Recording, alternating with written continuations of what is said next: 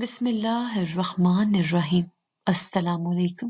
کیا تم واقعی سب کچھ ختم کرنے والی ہو فضیلت؟ یہ وہ فیصلہ ہے جس کے بعد واپسی کا کوئی راستہ نہیں بچے گا۔ سامنے بیٹھے شخص نے سیاہ کوٹ کی جیب میں ہاتھ ڈالتے ہوئے سنجیدگی سے پوچھا۔ اس کی آواز میں ایک عجیب سی وارننگ تھی۔ میں نے گہرا سانس لیا اور کانپتے ہاتھوں کو میز کے نیچے چھپا لیا۔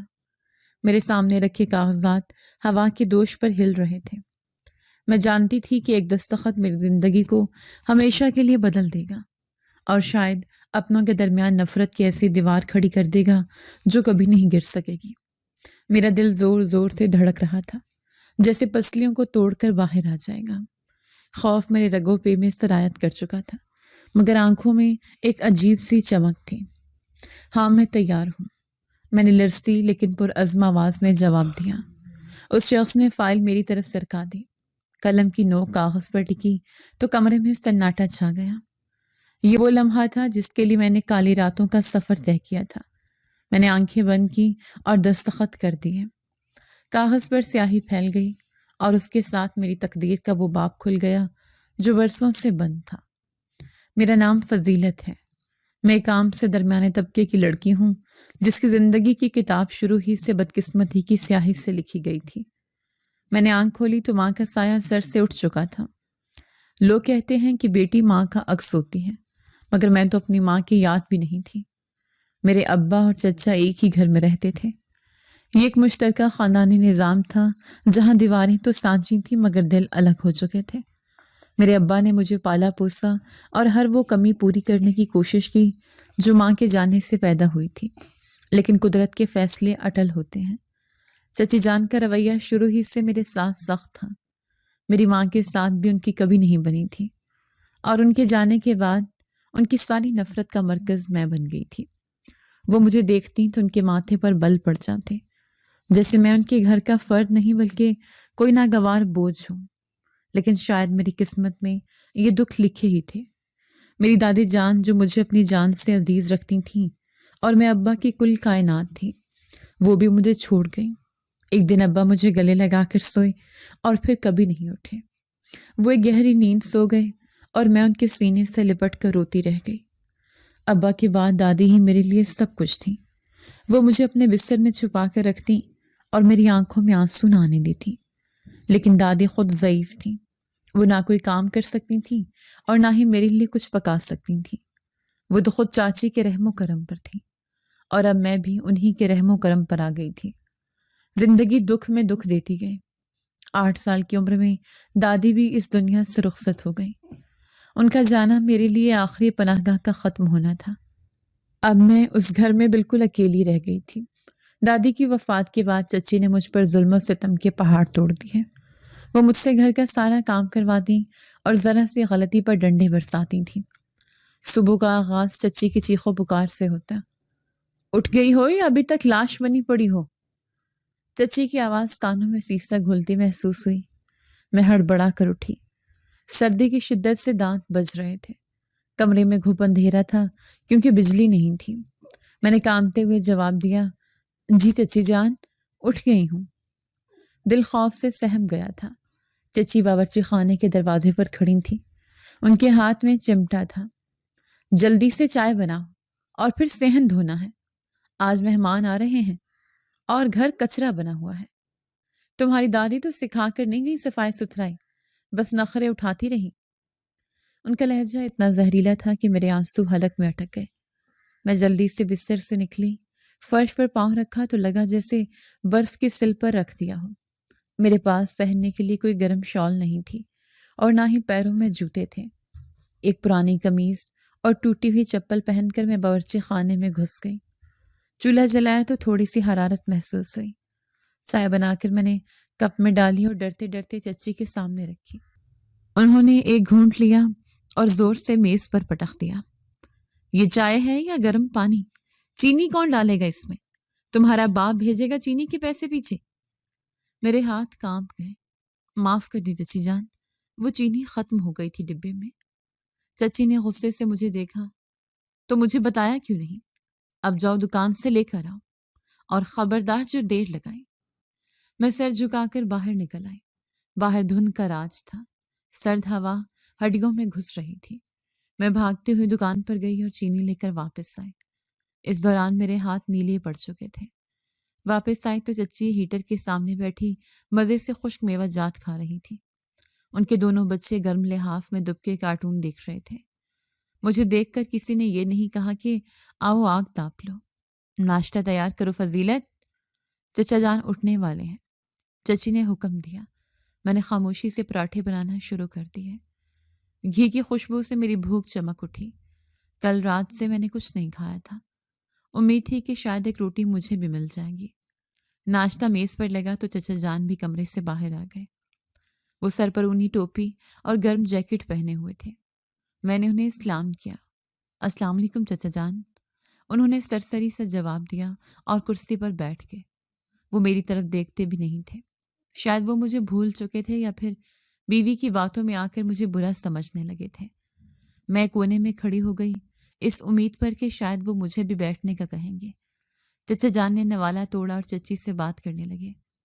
آج دکان پر مال آئے گا، مجھے دیر ہو جائے گی۔ چچی نے مسکرا کر ان کی پلیٹ میں انڈا رکھا۔ کوئی بات نہیں، آپ فکر نہ کریں، میں گھر سنبھال لوں گی، بس واپسی پر بچوں کے لیے کچھ لیتے آئیے گا۔ میرا وجود وہاں ہونے کے باوجود نہ ہونے کے برابر تھا۔ جب وہ سب ناشتہ کر چکے تو چچی نے بچی ہوئی روٹی کے سوکھے ٹکڑے میری طرف بڑھا دیے۔ یہ کھا لو اور پھر برتن مانج لینا، اور سن لو، آج اوپر والی چھت بھی دھونی ہے۔ میں نے وہ ٹکڑے اٹھا لیے۔ یہ میری عزت نفس کی قیمت تھی جو روز اس گھر میں لگتی تھی۔ میں نے جلدی جلدی وہ ٹکڑے چائے کی بچی ہوئی پیالی میں ڈبو کر کھائے اور برتن سمیٹنے لگے۔ ٹھنڈے پانی سے برتن دھوتے ہوئے میرے ہاتھوں کی انگلیاں سن ہو رہی تھیں۔ صابن جم چکا تھا اور چکنائی نہیں اتر رہی تھی۔ دھیان سے دھونا، اگر ایک بھی پلیٹ ٹوٹی تو تمہاری خیر نہیں۔ چچی سر پر کھڑی پہرا دے رہی تھی۔ میں نے اپنی پوروں میں درد محسوس کیا لیکن رکنے کی اجازت نہیں تھی۔ چچی جان، پانی بہت ٹھنڈا ہے، کیا تھوڑا سا گرم پانی مل سکتا ہے؟ میں نے ہمت کر کے پوچھا۔ دل میں ایک موہوم سی امید جاگی تھی۔ چچی نے طنزیہ ہنسی۔ دیکھو ذرا نواب زادی کو، گیس کا بل تمہارا باپ بھرتا ہے کیا جو میں پانی گرم کر کے دوں؟ چپ چاپ کام کرو ورنہ یہ ٹھنڈا پانی تمہارے اوپر ڈال دوں گی۔ میرا دل بجھ گیا۔ میں نے دوبارہ کبھی سوال نہیں کیا۔ دوپہر تک میں نے پورا گھر صاف کیا، جھاڑو دیا اور کپڑے دھوئے۔ میرے کپڑے پانی سے بھیگ چکے تھے اور جسم سردی سے اکڑ رہا تھا، لیکن چچی کو مجھ پر ترس نہیں آتا تھا۔ وہ اپنی بیٹیوں کے ساتھ ہیٹر والے کمرے میں بیٹھی باتیں کر رہی تھیں۔ ان کی کہکوں کی آوازیں میرے زخموں پر نمک چھڑک رہی تھیں۔ شام ہونے کو تھی جب چچا جان گھر لوٹے۔ میں صحن میں بیٹھی سبزی کاٹ رہی تھی۔ انہوں نے مجھے دیکھا اور نظر پھیر کر اندر چلے گئے۔ میرا دل چاہا کہ دوڑ کر ان کے پاس جاؤں اور کہوں کہ چچا جان، مجھے ٹھنڈ لگ رہی ہے، مجھے کوئی گرم کپڑا لا دیں، مگر میری ہمت نہیں ہوئی۔ انتہائی قسم کی سردی تھی، میرے پاس اوڑھنے کا کچھ بھی نہیں تھا۔ میرے ہاتھ نیلے پڑ چکے تھے مگر چچی کو مجھ پر ترس نہیں آتا تھا۔ صبح سے سارے کام ٹھنڈ میں کرواتی، نہ مجھے کمرے میں لیٹنے دیتی اور نہ ہی کوئی گرم کپڑا اوڑھنے کو دیتی۔ میں ٹھنڈ سے ٹھٹھرتی رہتی تھی۔ رات کا کھانا تیار ہوا، سب نے پیٹ بھر کر کھایا۔ مجھے دال کا بچا ہوا پانی اور ایک روٹی ملی۔ میں نے شکر کر کے کھا لیا۔ جب سونے کا وقت ہوا تو چچی نے مجھے ایک پرانی دری دی جو جگہ جگہ سے پھٹی ہوئی تھی۔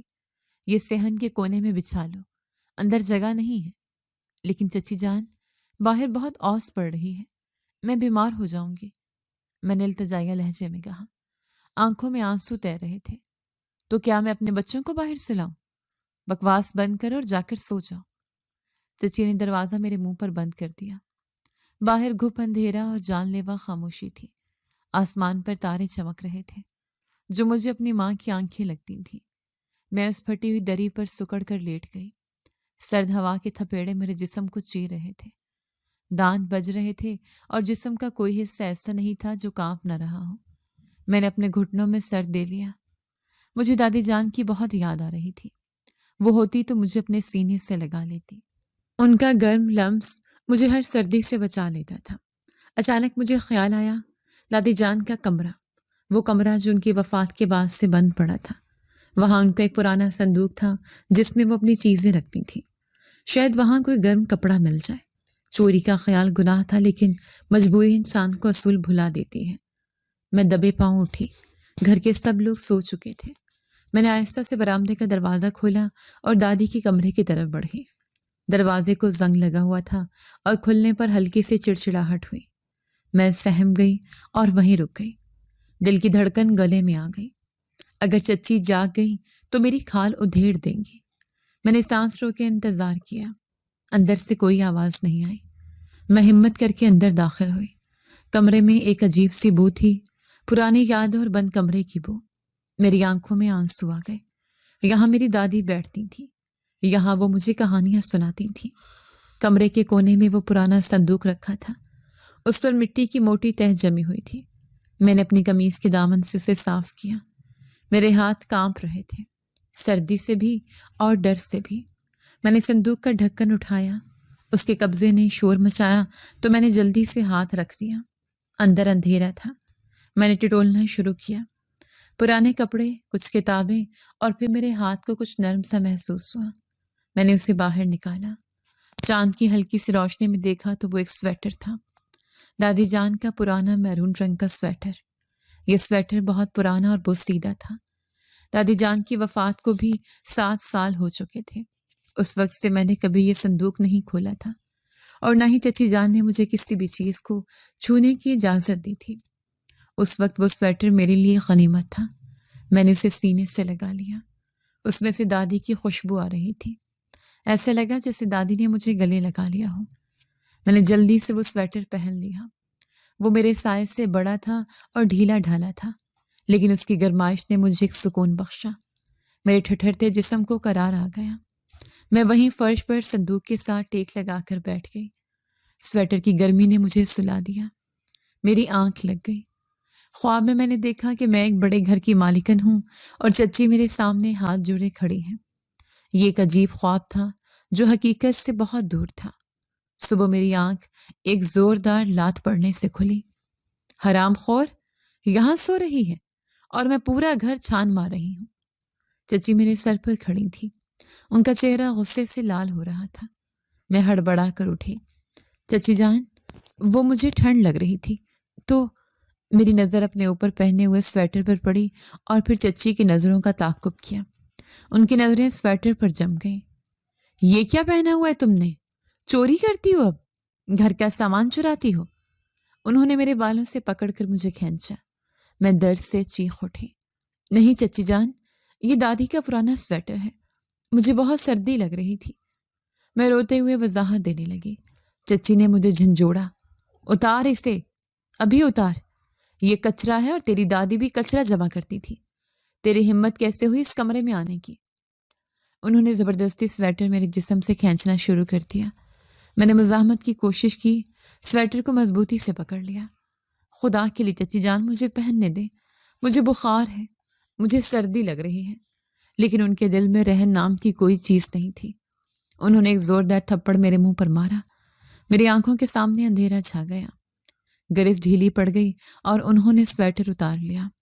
مہارانی بن کر بیٹھی ہو، یہ کچرا اٹھا کر پہن لیا تو کیا سمجھتی تھی تیری دادی تیری وراثت چھوڑ کر گئی ہوگی؟ چلو دفع ہو جاؤ کام پر۔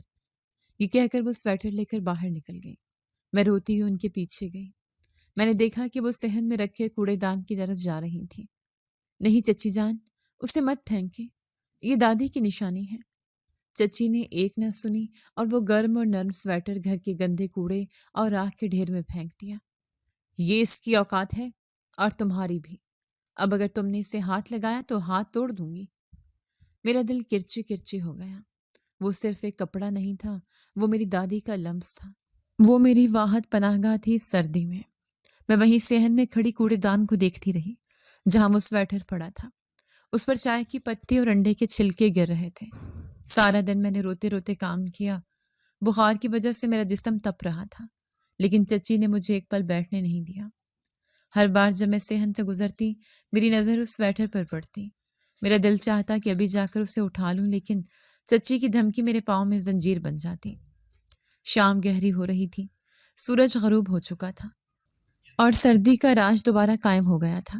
چچا جان گھر آئے اور حسب معمول اپنے کمرے میں چلے گئے۔ گھر میں رات کا کھانا کھایا جا رہا تھا۔ مجھے آج کھانے کی طلب نہیں تھی، بس جسم میں ایک عجیب سی بے چینی تھی۔ رات کے 10 بج چکے تھے۔ چچی نے بتیاں بجھا دی اور سب اپنے کمروں میں چلے گئے۔ میں اپنے بستر پر لیٹی آسمان کو تک رہی تھی۔ سردی پھر سے میرے جسم میں گھس رہی تھی، لیکن آج سردی سے زیادہ غصہ اور دکھ میرے اندر تھا۔ میں نے فیصلہ کر لیا، میں وہ سویٹر اٹھاؤں گی، چاہے چچی مجھے مار ہی کیوں نہ ڈالے۔ وہ دادی کی نشانی ہے، وہ میرا حق ہے۔ میں انتظار کرتی رہی، یہاں تک کہ چچی کے خراٹوں کی آواز آنے لگی۔ گھر مکمل خاموشی میں ڈوب چکا تھا۔ میں خاموشی سے اٹھی، میرے ننگے پاؤں صحن کی ٹھنڈی زمین پر جم رہے تھے۔ میں کوڑے دان کے پاس پہنچی۔ اندھیرے میں مجھے اندازہ لگانا پڑا کہ سویٹر کہاں ہے۔ میں نے ہاتھ بڑھایا اور کوڑے کے ڈھیر کو ٹٹولا۔ میرے ہاتھ کسی گیلی اور لیس دار چیز سے ٹکرائے۔ مجھے گھن آئی لیکن میں رکی نہیں۔ آخر کار میری انگلیوں نے اون کو چھو لیا۔ میں نے اسے کھینچ کر باہر نکالا، اسے جھاڑا۔ اس پر راکھ اور گرد لگی تھی، لیکن وہ اب بھی وہی سویٹر تھا۔ میں اسے لے کر تیزی سے صحن کے دوسرے کونے میں بنے غسل خانے کی طرف بڑھی تاکہ وہاں چھپ کر اسے پہن سکوں اور صبح ہونے سے پہلے واپس چھپا دوں۔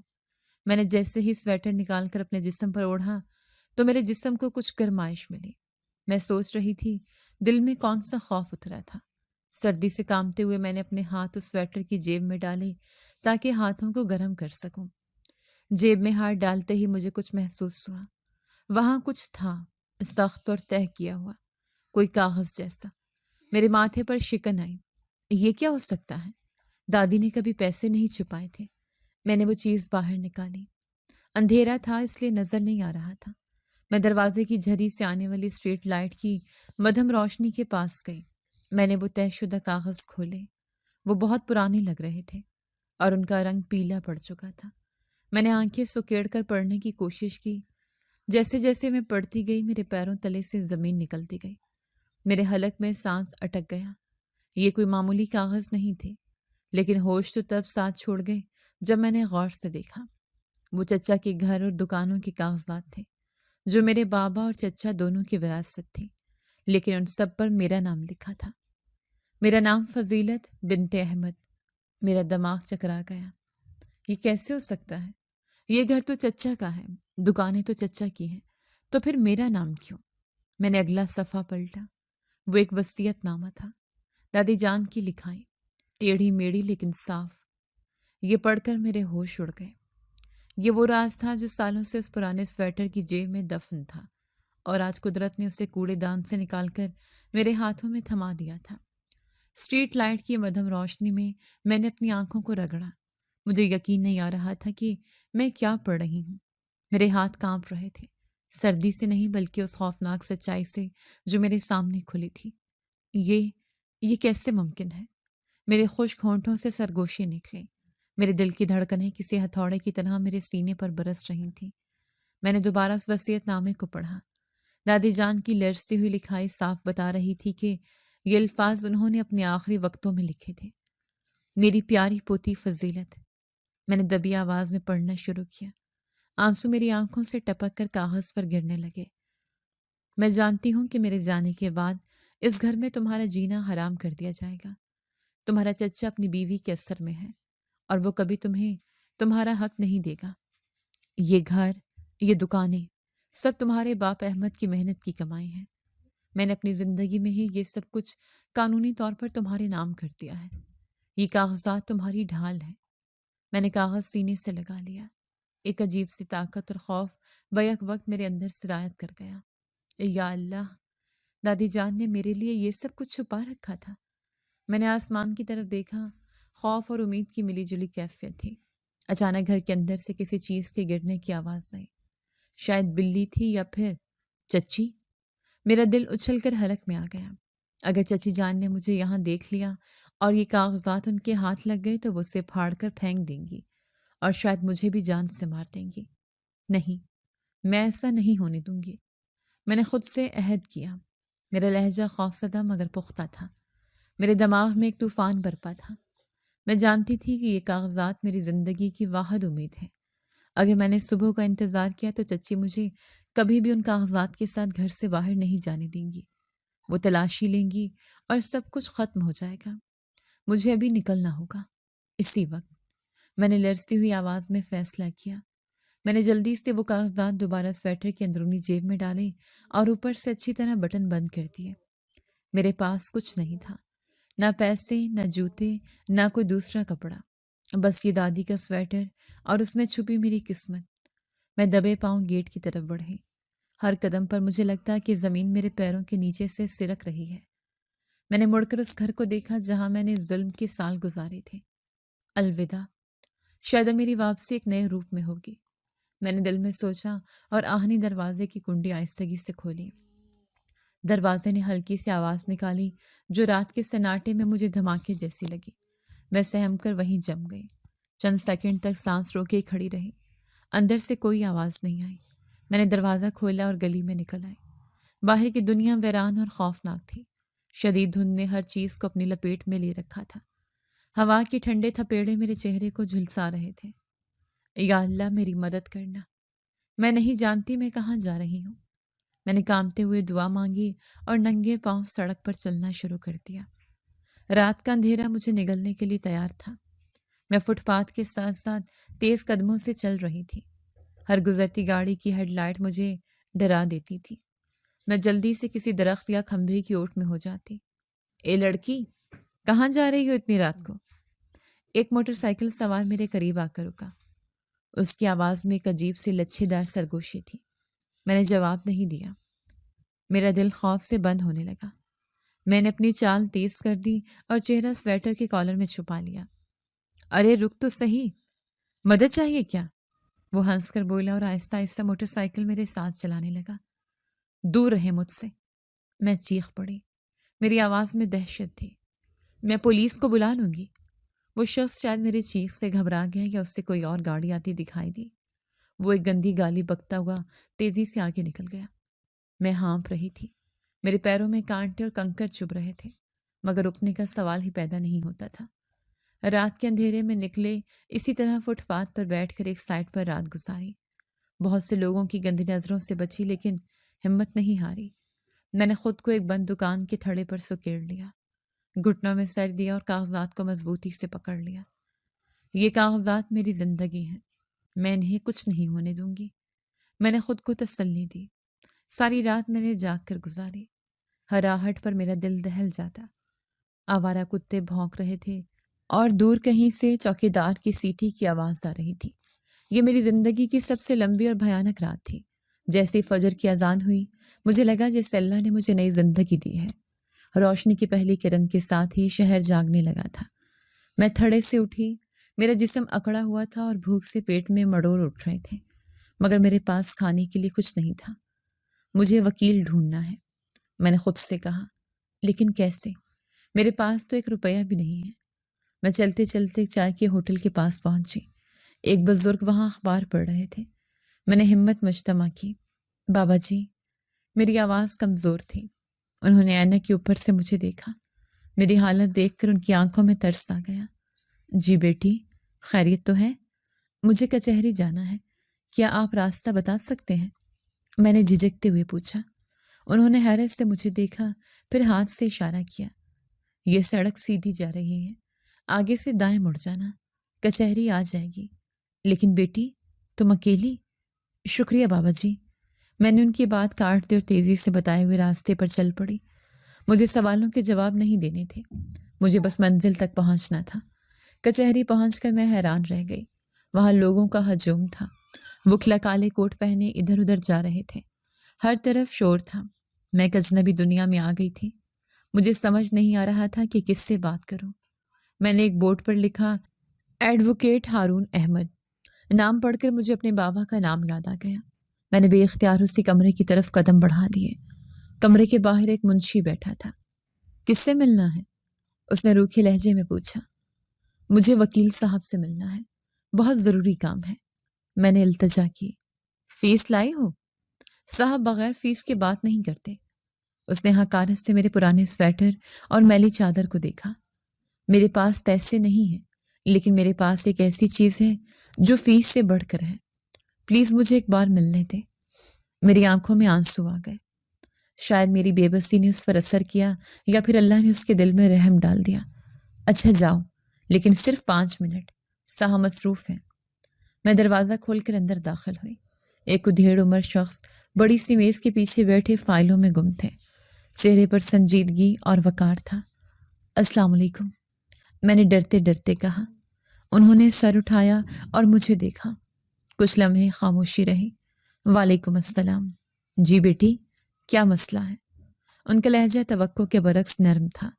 میں آگے بڑھی اور کرسی پر بیٹھنے کی بجائے کھڑی رہی۔ میں نے کانپتے ہاتھوں سے سویٹر کی جیب سے وہ کاغذات نکالے اور ان کی میز پر رکھ دیے۔ یہ کیا ہے؟ انہوں نے اینک درست کرتے ہوئے پوچھا۔ یہ میری تقدیر ہے سر۔ میری آواز بھر آ گئی۔ میرا نام فضیلت ہے، میرے ماں باپ نہیں ہیں۔ میں اپنے چچا چچی کے رحم و کرم پر تھی جو مجھ پر ظلم کرتے تھے۔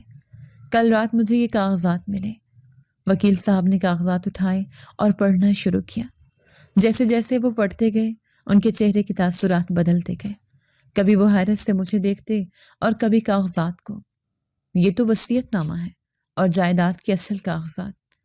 وہ بڑبڑائے، اور یہ سب قانونی طور پر رجسٹرڈ ہے؟ جی سر، دادی نے میرے نام پر سب کچھ کیا تھا، میں نے جلدی سے کہا۔ لیکن چچی نے مجھے گھر سے نکال دیا ہوتا اگر انہیں پتہ چل جاتا۔ میں رات کے اندھیرے میں بھاگ کر آئی ہوں۔ وہ کرسی سے ٹیک لگا کر بیٹھ گئے اور غور سے مجھے دیکھا۔ تم جانتی ہو بیٹی کہ یہ جنگ آسان نہیں ہوگی۔ تمہارے مخالف تمہارے اپنے خون ہیں۔ وہ عدالت میں تمہارے کردار پر کیچڑ اچھالیں گے، تمہیں جھوٹا ثابت کرنے کی کوشش کریں گے۔ مجھے تو بہت ہی خلاف کھڑے ہونا تھا، کیونکہ ظلم سہنے والے بھی ظالم کا ساتھ دے رہے ہوتے ہیں۔ میں نے مضبوط لہجے میں کہا، میں سب کچھ برداشت کر لوں گی سر، لیکن اپنا حق نہیں چھوڑوں گی۔ لیکن بیٹا، مقدمہ لڑنے کے لیے فیس ہوتی ہے، اخراجات ہوتے ہیں۔ انہوں نے حقیقت پسندانہ بات کی۔ میں نے گہرا سانس لیا۔ یہ وہ لمحہ تھا جہاں مجھے اپنی بات منوانی تھی۔ سر، میرے پاس ابھی دینے کو کچھ نہیں ہے۔ میں سڑک پر ہوں، خالی ہاتھ ہوں۔ میں آپ سے وعدہ کرتی ہوں، لیکن میں اپنی لاحق لے کر اس کی فیس ادا کروں گی۔ جب یہ جائیداد مجھے مل جائے گی، آپ جو فیس کہیں گے میں دوں گی۔ بس اللہ کے واسطے میرا کیس لڑ دیں۔ میری آنکھوں میں سچائی اور تڑپ تھی۔ وکیل صاحب نے چند لمحے میری آنکھوں میں دیکھا، پھر گہری سانس لی۔ اللہ کا نیک بندہ اس بات کے لیے راضی ہوا اور میرا کیس لڑنے کے لیے تیار ہو گیا۔ یہ جملہ میرے ذہن میں گونجا جب انہوں نے مسکرا کر سر ہلا دیا۔ ٹھیک ہے فضیلت بیٹی، میں تمہارا کیس لڑوں گا، پیسوں کی فکر مت کرو۔ حق کے لیے لڑنا میرا بھی فرض ہے۔ میرے کندھوں سے جیسے ٹنوں وزنی بوجھ اتر گیا۔ میں وہیں گھٹنوں کے بل بیٹھ گئی اور پھوٹ پھوٹ کر رو پڑی۔ یہ خوشی کے آنسو تھے، امید کے آنسو تھے۔ اٹھو بیٹی۔ وکیل صاحب اپنی کرسی سے اٹھے اور میرے سر پر ہاتھ رکھا۔ آج سے تم اکیلی نہیں ہو، قانون تمہارے ساتھ کھڑا ہے۔ اب ہمیں فوری طور پر عدالت سے اسٹے آرڈر لینا ہوگا تاکہ تمہارے چچا یہ گھر بیچ نہ سکے۔ انہوں نے فوراً اپنے منشی کو آواز دی، منشی جی، کاغذات تیار کرو، ہم ابھی عدالت جا رہے ہیں۔ اسی وقت میرے ذہن میں چچی کا چہرہ آیا۔ وہ اب تک جاگ چکی ہوں گی اور مجھے گھر میں نہ پا کر یقیناً آسمان سر پر اٹھا لیا ہوگا، لیکن وہ نہیں جانتی تھی کہ ان کی نوکرانی، جسے وہ کچرا سمجھتی تھی، اب اپنی تقدیر بدلنے کے لیے پہلا قدم اٹھا چکی تھی۔ سر، کیا پولیس مجھے تحفظ دے گی؟ میں نے ڈرتے ہوئے پوچھا۔ وہ لوگ مجھے مار ڈالیں گے۔ وکیل صاحب کی آنکھوں میں ایک عزم چمکا۔ اب کوئی تمہاری طرف میلی آنکھ سے بھی نہیں دیکھ سکتا۔ تم اس جائیداد کی قانونی مالک ہو۔ اب وہ تمہارے گھر میں رہ رہے ہیں، تم ان کے گھر میں نہیں۔ بازی پلٹ چکی ہے فضیلت۔ میں نے سویٹر کی آستین سے آنسو پونچھے اور کھڑی ہو گئی۔ ہاں، بازی پلٹ چکی تھی۔ کل تک میں ایک لاچار یتیم تھی، آج میں اپنے باپ کی وارث تھی۔ جنگ شروع ہو چکی تھی اور میں اس کے لیے تیار تھی۔ وکیل صاحب کی گاڑی جب ہماری گلی میں داخل ہوئی تو دوپہر کا سورج پوری آب و تاب سے چمک رہا تھا۔ میرے دل کی دھڑکنیں گاڑی کی رفتار سے زیادہ تیز تھیں۔ میرے ساتھ پچھلی نشست پر لیڈی کانسٹیبل بیٹھی تھی، جسے وکیل صاحب نے میری حفاظت کے لیے خصوصی درخواست دے کر ساتھ لیا تھا۔ ڈرنا مت فضیلت، وکیل ہارون صاحب نے فرنٹ سیٹ سے مڑ کر مجھے دیکھا۔ ان کی آواز میں ایک ایسا اعتماد تھا جس نے میرے لڑکھڑاتے حوصلے کو سہارا دیا۔ اب تم وہ یتیم بچی نہیں ہو جو ڈنڈے کھا کر چپ رہتی تھی، اب تم اپنے حق کی دعوے دار ہو۔ میں نے کامتے ہوئے ہاتھوں کو آپس میں بھینچ لیا۔ سر، چچی جان بہت چیخیں گی، وہ ہنگامہ کریں گی۔ ہارون صاحب نے طنزیہ مسکراہٹ کے ساتھ جواب دیا، چیخنے دو، قانون چیخوں سے نہیں ثبوتوں سے چلتا ہے۔ گاڑی ہمارے گھر کے دروازے پر رکی۔ یہ وہی گھر تھا جہاں سے میں رات کے اندھیرے میں چوروں کی طرح نکلی تھی، مگر آج واپسی کسی اور انداز میں ہو رہی تھی۔ ہمارے پیچھے پولیس کی وین بھی رک چکی تھی۔ جیسے ہی ہم گاڑی سے اترے، محلے کے چند لوگ تجسس میں گھروں سے نکل آئے۔ اسی لمحے گھر کا گیٹ کھلا اور چچی جان غصے سے بھری باہر نکلی۔ ان کے پیچھے چچا جان بھی سر جھکائے کھڑے تھے۔ آ گئی منہ کالا کر کے؟ چچی نے مجھے دیکھتے ہی چیخنا شروع کر دیا۔ ان کی نظریں آگ برسا رہی تھیں۔ ساری رات غائب رہ کر اب پولیس لے کر آئی ہو ہمیں ڈرانے کے لیے؟ خبردار جو اندر قدم رکھا۔ وہ میری طرف لپکی جیسے مجھے بالوں سے پکڑ کر اندر گھسیٹ لیں گی۔ میرا پرانا خوف جاگ اٹھا اور میں ایک قدم پیچھے ہٹ گئی، لیکن لیڈی کانسٹیبل دیوار بن کر میرے آگے کھڑی ہو گئی۔ ہاتھ مت لگانا، کانسٹیبل نے سخت لہجے میں وارننگ دی۔ یہ پولیس کی حفاظت میں ہے، دور رہ کر بات کرو۔ چچی ٹھٹک کر رک گئی۔ ان کی آنکھیں حیرت اور غصے سے پھٹی کی پھٹی رہ گئیں۔ یہ کیا تماشا ہے؟ چچا جان نے آگے بڑھ کر کمزور لہجے میں پوچھا، کون ہیں آپ لوگ؟ اور فضیلت، تم کہاں چلی گئی تھی؟ وکیل ہارون صاحب نے اپنا بریف کیس کھولا اور ایک قانونی نوٹس نکال کر چچا کے ہاتھ میں تھما دیا۔ میرا نام ہارون احمد ہے، ہائی کورٹ کا وکیل، اور یہ نوٹس آپ کے لیے ہے۔ ان کا لہجہ اسپاٹ لیکن روبدار تھا۔ نوٹس؟ کس بات کا نوٹس؟ چچی نے جھپٹ کر چچا کے ہاتھ سے کاغذ چھینا۔ یہ لڑکی ضرور کوئی گل کھلا کر آئی ہے۔ یہ بے دخلی کا نوٹس ہے بیگم صاحبہ، وکیل صاحب نے اطمینان سے کہا، اور اس گھر اور جائیداد کی ملکیت کا دعویٰ بھی۔ چچی نے کہکا لگایا، ایک ایسا کہکا جس میں ہسٹیریا شامل تھا۔ ملکیت؟ کس کی ملکیت؟ اس 2 ٹکے کی یتیم کی؟ پاگل ہو گئے آپ؟ یہ گھر میرے شوہر کا ہے، یہ گھر احمد صاحب کا تھا، فضیلت کے والد کا۔ وکیل صاحب نے ایک اور کاغذ لہرایا، اور ان کی والدہ یعنی فضیلت کی دادی نے اپنی زندگی میں یہ گھر، دونوں دکانیں اور زمین فضیلت کے نام منتقل کر دی تھی۔ یہ رہا رجسٹری کا ثبوت اور وصیت نامہ۔ چچی کا رنگ فک پڑ گیا۔ انہوں نے کاغذ پر نظر ڈالی۔ وہ ان پڑھ نہیں تھی، سب سمجھ رہی تھی۔ ان کے ہاتھ کانپنے لگے۔ یہ جھوٹ ہے، یہ کاغذ ڈالی ہے، وہ چلائیں۔ اس لڑکی نے چوری کیے ہیں، دھوکہ دیا ہے۔ میں نے ہمت کر کے سر اٹھایا۔ پہلی بار میں چچی کی آنکھوں میں آنکھیں ڈال کر دیکھ رہی تھی۔ میں نے چوری نہیں کی چچی جان۔ میری آواز شروع میں مدھم تھی لیکن پھر مضبوط ہوتی گئی۔ یہ وہی کاغذات ہیں جس پرانے سویٹر کی جیب میں تھے جسے آپ نے کچرا کہہ کر کوڑے دان میں پھینک دیا تھا۔ آپ نے صرف سویٹر نہیں پھینکا تھا، آپ نے اپنی قسمت بھی کوڑے میں پھینک دی تھی۔ میری بات سن کر چچا جان نے چونک کر چچی کی طرف دیکھا۔ تم نے سویٹر پھینکا تھا؟ ماں جی کا سویٹر؟ چچا کی آواز میں پہلی بار باس پرس تھی۔ چپ کرو تم، چچی نے چچا کو ڈانٹا اور پھر میری طرف مڑی۔ بکواس کرتی ہے، میں اس گھر سے کہیں نہیں جاؤں گی، یہ میرا گھر ہے۔ پولیس والے بھی ملے ہوئے ہیں تمہارے ساتھ۔ ہارون صاحب نے پولیس انسپکٹر کی طرف اشارہ کیا۔ انسپکٹر صاحب، عدالت کا حکم ہے کہ جب تک کیس کا حتمی فیصلہ نہیں ہوتا اس گھر کا قبضہ مدعیہ یعنی فضیلت کے پاس رہے گا۔ اگر یہ لوگ یہاں رہنا چاہتے ہیں تو انہیں فضیلت کی اجازت چاہیے ہوگی، ورنہ انہیں گھر خالی کرنا پڑے گا۔ فی الحال عدالت نے اسٹے آرڈر جاری کیا ہے کہ یہ لوگ جائیداد بیچ نہیں سکتے۔ چچی زمین پر بیٹھ کر رونے پیٹنے لگی۔ ہائے لٹ گئی میں، ہائے سانپ کو میں نے دودھ پلا کر پالا اور آج یہ مجھے ہی ڈس رہی ہے۔ مجھے ان کی ڈرامے بازی پر اب ترس نہیں آ رہا تھا۔ مجھے وہ راتیں یاد آ رہی تھیں جب میں بھوکے پیٹ سردی میں ٹھٹھرتی تھی اور یہ ہیٹر کے سامنے بیٹھ کر ہنستی تھی۔ میں نے آپ کو نکالا نہیں ہے چچی جان، میں نے سرد لہجے میں کہا، لیکن اب اس گھر کے اصول میں طے کروں گی۔ اب میں نوکرانی بن کر نہیں رہوں گی۔ پولیس نے چچی کو خاموش کرایا اور ہم گھر کے اندر داخل ہوئے۔ گھر وہی تھا لیکن فضا بدل چکی تھی۔ جس کمرے میں داخل ہونے کی جرت نہیں کر سکتی تھی آج وہ میرا تھا۔ اگلے چند دن انتہائی کشیدگی میں گزرے۔ چچی نے اپنے زیورات بیچ کر ایک مہنگا وکیل کر لیا۔ انہیں یقین تھا کہ وہ عدالت میں یہ ثابت کر دیں گی کہ دادی کا وصیت نامہ جعلی ہے یا دادی ذہنی طور پر ٹھیک نہیں تھی۔ عدالت کا منظر میرے لیے نیا اور خوفناک تھا۔ کٹہرے میں کھڑے ہو کر مجھے ایسا لگا جیسے ساری دنیا مجھے گھور رہی ہے۔ مخالف وکیل نے مجھ پر ہر طرح کا کیچڑ اچھالنے کی کوشش کی۔ یور آنر، مخالف وکیل نے اونچی آواز میں کہا، یہ لڑکی گھر سے بھاگ گئی تھی، اس کا کردار مشکوک ہے، اس نے دادی کی بیماری کا فائدہ اٹھا کر یا شاید ان کے مرنے کے بعد انگوٹھے لگوائے ہیں۔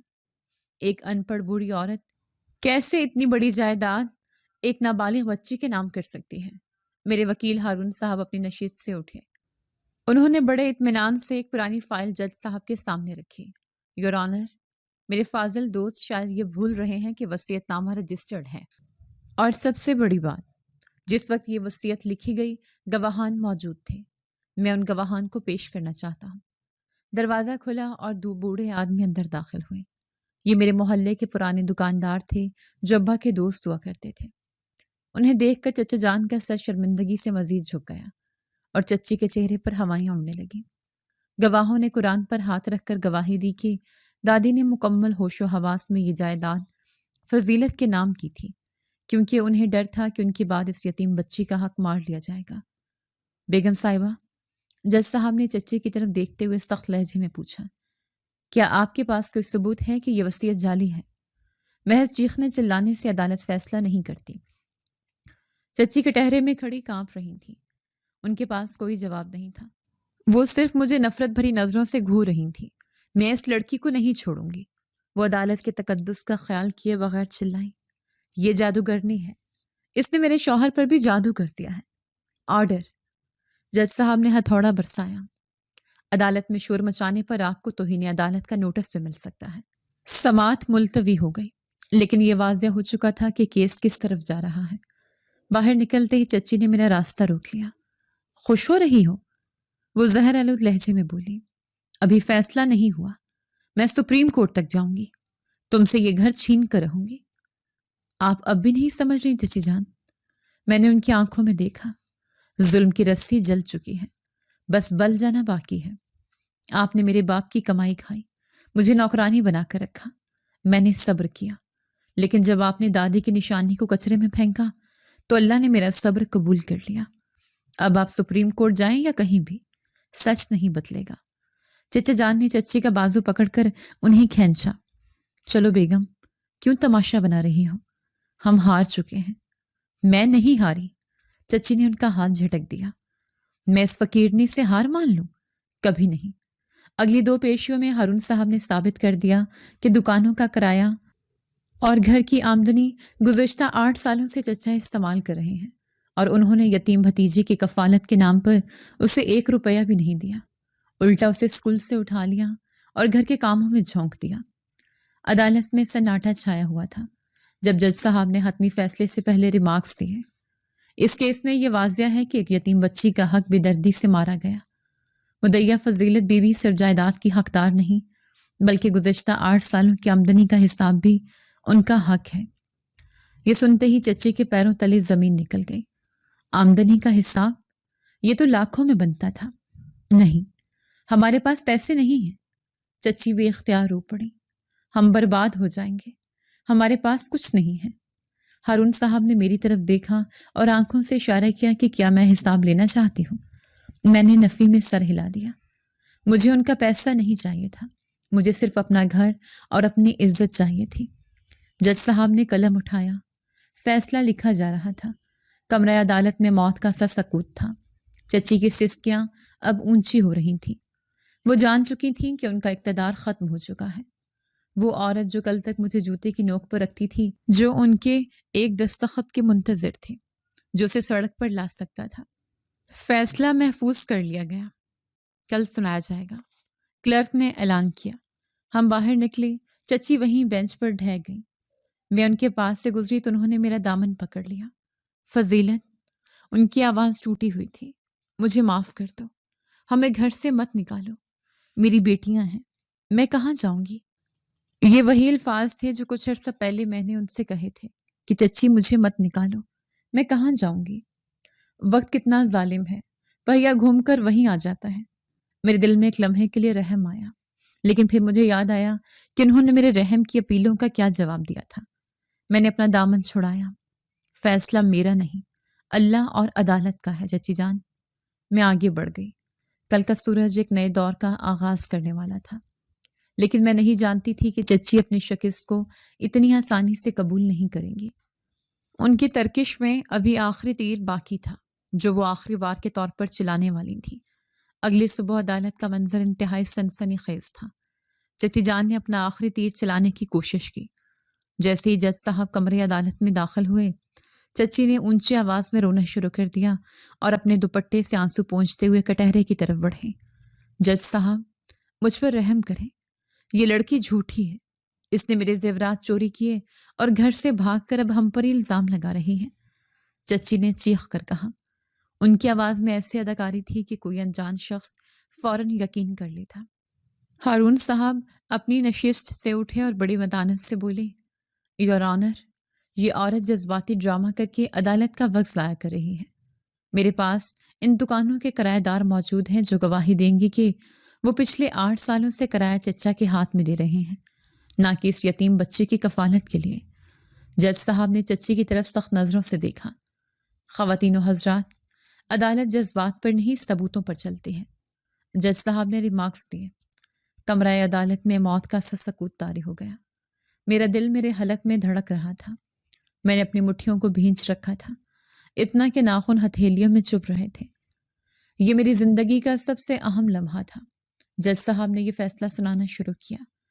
تمام گواہوں کے بیانات اور پیش کیے گئے دستاویزی ثبوتوں، خاص طور پر وصیت نامہ اور رجسٹری کے کاغذات کی روشنی میں یہ عدالت اس نتیجے پر پہنچی ہے کہ متنازع جائیداد بشمول رہائشی مکان اور دونوں دکانیں مرحوم احمد صاحب کی ملکیت تھی، جو ان کے بعد ان کی بیٹی فضیلت بی بی کی قانونی ملکیت ہے۔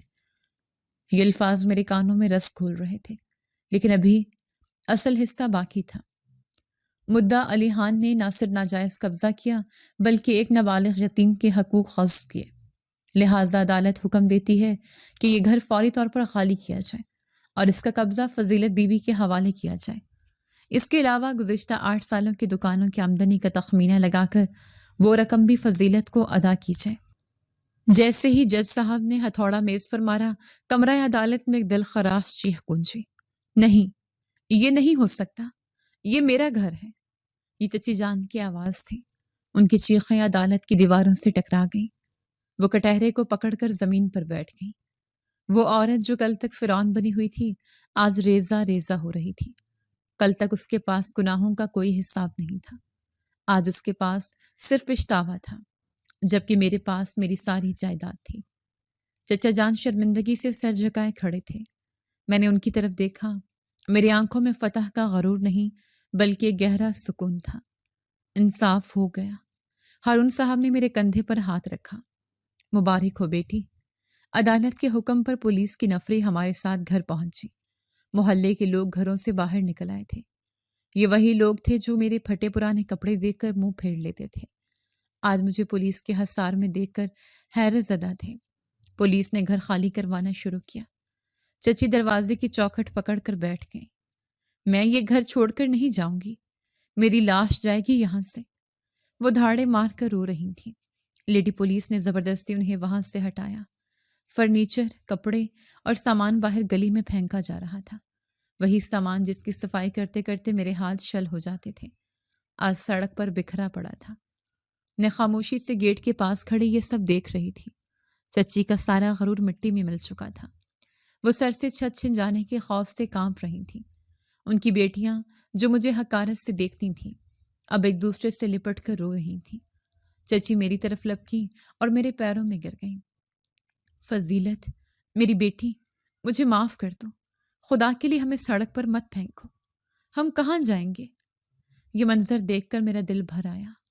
یہ وہی عورت تھی جس نے مجھے شدید سردی میں کوڑے دان سے سویٹر اٹھانے پر مارا تھا، جس نے مجھے بچی ہوئی روٹی کے ٹکڑے کھلائے تھے، لیکن آج وہ میرے سامنے ہاتھ باندھے کھڑی تھی، بھیک مانگ رہی تھی۔